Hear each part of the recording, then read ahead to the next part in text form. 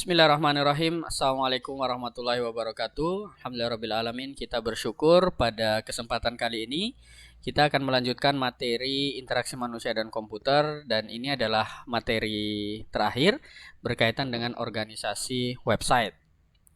Jadi organisasi website, bukan website organisasi. Jadi kita tidak membahas tentang website sebuah organisasi, tetapi bagaimana mengorganisasi sebuah website. Nah, website itu sendiri adalah alamat. Jadi, website itu adalah alamat yang berisi URL, Uniform Resource Locator, yang berfungsi sebagai tempat penyimpanan data dan informasi berdasarkan topik tertentu. Jadi, misalkan nanti topik berkaitan dengan perguruan tinggi, maka website perguruan tinggi. Topik berkaitan dengan pemerintah kota, maka topik pemerintah kota dan lain-lain. Nah, di dalam website itu sendiri ada yang namanya web page atau halaman web. Nah, halaman-halaman inilah yang akan tampil dari sebuah website atau situs web yang tersimpan nanti dalam bentuk file-file. Nah, file-file ini nanti isi di dalamnya bisa saja berupa teks, bisa saja berupa gambar, bisa saja berupa video, suara, dan lain-lain sebagainya. Termasuk bisa saja berisi dengan link-link untuk mendownload file-file yang lain. Nah, web page di sini bermaksud bahwa ketika kita akan mengunjungi sebuah halaman, ya kita tinggal mengetikkan alamatnya, kemudian muncul halamannya, kemudian di dalam halamannya itu nanti ada link, kita klik linknya akan muncul halaman yang lain. Kita klik lagi menu linknya yang lain, maka muncul lagi halaman yang lain. Nah, bagaimana kita membangun sebuah situs? Nah, ada beberapa langkah-langkah yang dapat kita gunakan untuk membangun sebuah situs. Yang pertama adalah kita harus mengidentifikasi dulu sasaran akhirnya itu nanti siapa. Jadi situs ini nanti diperlukan sasaran akhir dari pemakai. Nanti pemakai melihatnya dari apa? Dari user interface. Nah, kenapa harus dibuat sasaran akhir seperti ini? Untuk memberitahu pemakai apa yang mereka inginkan. Jadi kita harus mengidentifikasi, misalkan kita pengen bangun sebuah website kampus, kita identifikasi nanti siapa aja yang menggunakan aplikasi ini. Ada mahasiswa, ada stakeholder, ada masyarakat, ada internal itu sendiri, yang memang nanti informasi-informasi yang akan diberikan harus mencakup atau memberikan informasi kepada seluruh orang yang akan memakai. Misalkan kepada stakeholder, maka informasi terkait dengan apa yang dibutuhkan stakeholder harus diberikan. Pada masyarakat yang ingin mendaftarkan anaknya untuk sekolah, maka informasi-informasi seperti prestasi mahasiswa, penerimaan mahasiswa baru harus disampaikan. Pada mahasiswa harus disampaikan kalender akademiknya seperti apa, visi misi dari institusi perguruan tinggi itu seperti apa, dan seterusnya. Maka yang pertama untuk membangun sebuah situs adalah kita mengidentifikasi sasaran akhirnya nanti seperti apa. Website ini diperuntukkan untuk siapa, informasi apa saja yang nanti akan diberikan.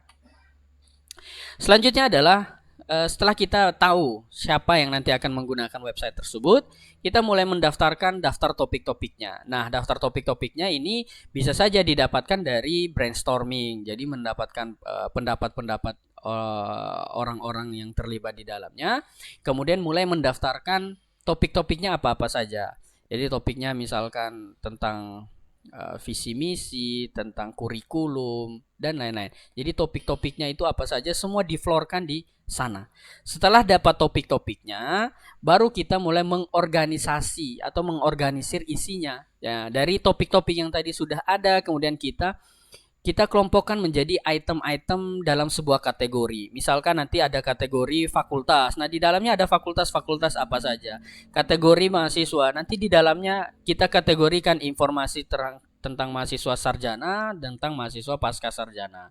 Informasi berkaitan dengan staf, informasi berkaitan dengan kontak, informasi berkaitan dengan program studi. Nanti dikelompokkan program studi apa saja, informasinya ada di sana. Jadi dari topik-topik yang tadi yang sebelumnya kemudian diorganisasi atau dikelompokkan item-itemnya berdasarkan sebuah kategori-kategori yang dibuat. Nah, setelah kategorinya jadi, kemudian mulai buat strukturnya. Mana yang harus duluan? Apakah program studi yang harus duluan, atau layanan, atau berita dan lain. Mulai membuat struktur-struktur menunya. Paling sederhananya seperti itu. Jadi materi yang telah diorganisasi dengan baik, diuraikan dengan ringkas, penempatannya nanti sudah tahu, kemudian baru mulai membuat strukturnya. Contoh misalkan strukturnya nanti di fakultas ada teknik, nanti di teknik ada apa saja, kemudian di fakultas ada ekonomi, di dalam ekonomi ada jurusan-jurusan apa saja. Jadi kategori, subkategori, dan detail subkategori ini adalah strukturnya. Bisa saja berbentuk seperti ini, bisa saja berbasis hierarki. Hierarki itu sama seperti struktur organisasi. Kemudian yang kelima adalah perubahan bentuk isi. Nah, situs web ini kan isinya harusnya dinamis, sehingga perancangannya juga harus dinamis, sehingga kita bisa menggunakan sketsa atau rancangan untuk mendaftar. Jadi kita rancang dulu nih, nanti menunya apa-apa saja, misalkan, kemudian kategorinya nanti mana yang harus didahului dan sebagainya. Nah, pekerjaan menggambar, bisa saja dalam bentuk storyboard atau rancangan kasar. Jadi memang perlu untuk merancang dulu nanti bentuk website, paling tidak struktur-struktur organisasi atau struktur organisasi website tadi yang direncanakan itu sudah dibuat rancangan kasarnya, sehingga pengembang nanti tidak kesulitan pada saat membuat website atau pada saat mendesain tampilan dari website. Nah, ini adalah contoh-contoh dari website. Misalkan ini dari websitenya Gajah Mada, Universitas Gajah Mada. Di sini ada mereka mengelompokkan, ada terkait dengan pendidikan, mahasiswa, penelitian, pengabdian, dan juga pendaftaran mahasiswa. Di menu topnya ada berita, arsip berita, Seamaster, webmail, direktori, dan lain-lain. Nah, ini jadi mereka mengkategorikan ini secara umum, kategori umum Tridharma perguruan tinggi. Misalkan di situ ada pendidikan, nanti di dalam pendidikan ada apa saja, tentang mahasiswa ada apa saja, tentang penelitian yang telah dilakukan, tentang pengabdian yang telah dilakukan ada apa saja. Dan tentu saja karena website ini ditujukan untuk masyarakat umum, maka pasti ada informasi berkaitan dengan bagaimana kita masuk ke kampus UGM, misalkan pendaftarannya. Nah, lain lagi dengan UPN, misalkan UPN langsung membuat menu-menunya lebih detail. Ada beranda, ada sekilas, akademik, di dalam fasilitas misalkan ada UPT, ada koperasi, ada laboratorium, kemudian ada struktur dan lain-lain. Yang nantinya juga akan berkaitan dengan siapa yang akan menggunakan website ini. Di sini juga ada CBS, berarti ini kegunaannya untuk Computer Based Information System, digunakan untuk internal dari pegawai, entah itu staf, dosen maupun mahasiswa yang berada di lingkungan UPN. Kemudian link-link terkait ini berkaitan dengan link-link terkait yang ada di UPN. Kemudian ada juga tombol download untuk mendownload file-file apa saja yang mungkin bisa memberikan gambaran terkait dengan UPN itu sendiri. Nah, ini contoh lain, misalkan di Prodi TI, STITEK. Jadi di proditi.stitek.ac.id ini juga mungkin sudah dikategori-kategorikan. Misalkan di tentang prodi, kategorinya nanti ada profil, di dalam profil ada detailnya lagi berkaitan dengan visi misi, sambutan, struktur organisasi, dan kerjasama. Kemudian di fasilitas nanti ada fasilitas kampus, laboratorium, dan aplikasi. Begitu juga dengan menu-menu yang lain. Nah, ini juga memang yang tadi prioritasnya yang mana yang mau didahulukan urutan-urutan menunya. Karena misal hubungi kami atau misalkan download ataupun pendaftaran dan lain-lain, pasti berada paling belakang. Pasti berada di menu paling belakang karena menjadi informasi terakhir yang mungkin saja dibutuhkan oleh masyarakat berkaitan dengan bagaimana kita menghubungi instansi tersebut. Sedangkan tentang ini biasanya informasi yang awal-awal setelah home atau dashboard. Kenapa? Karena berkaitan dengan profil dari instansi atau institusi yang dibuatkan websitenya.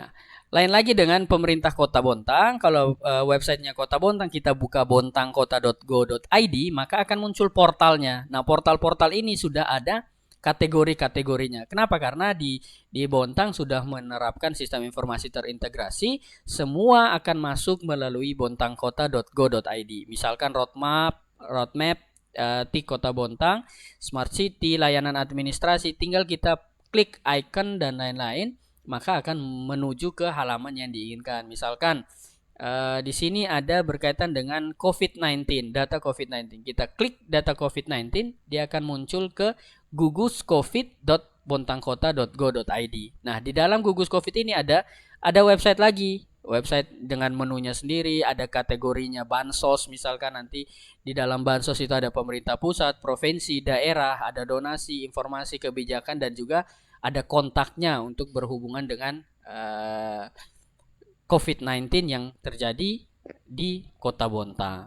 Nah, jadi beda peruntukan, beda juga struktur atau organisasi dari website itu sendiri. Bagaimana nanti kita menentukan informasi apa yang harus diberikan kepada orang yang membutuhkan informasi melalui website yang dibuat. Nah, berbeda lagi dengan misalkan informasi yang ada di perusahaan, maka mereka akan menunjukkan profil-profil dari perusahaan bergerak di bidang apa, seperti apa penjualan dari perusahaan tersebut, dan seterusnya. Nanti bisa dicari-cari website-website yang ada bisa searching melalui search engine, bisa dicari website-website entah itu kampus, instansi pemerintah atau government, dan juga perusahaan atau industri. Itu saja yang bisa saya sampaikan berkaitan dengan materi ini tentang organisasi website. Mudah-mudahan bermanfaat. Assalamualaikum warahmatullahi wabarakatuh.